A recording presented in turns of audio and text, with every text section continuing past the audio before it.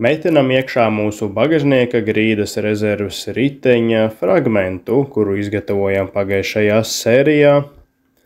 Un šādi te soli pa solim mēs pamazām savācam kopā visu mūsu aizmugurējo daļu, bagažnieka grīdas daļu.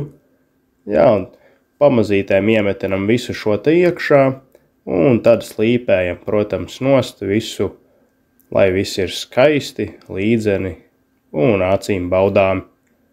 Atzīmējam ar līmeņraža palīdzību līniju, pa kuru griežam visu nost.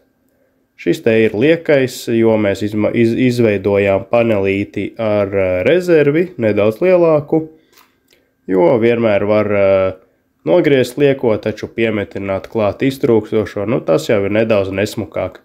Šeit jau mēs atzīmējam un griežam ārā nākamo paneli, kurš savienos mūsu rezerves riteņa grīdu kopā ar šo te vertikālo sienu, kura mums ir jau sarkanā grunskrāsā nopūsta. Atzīmējam pēdējās nianses un sākam locīt jau mūsu jauno detaļu. Ar flekšu palīdzību izgriežam ārā vietas, kuras mums sašaurinās vai atkal izplešās.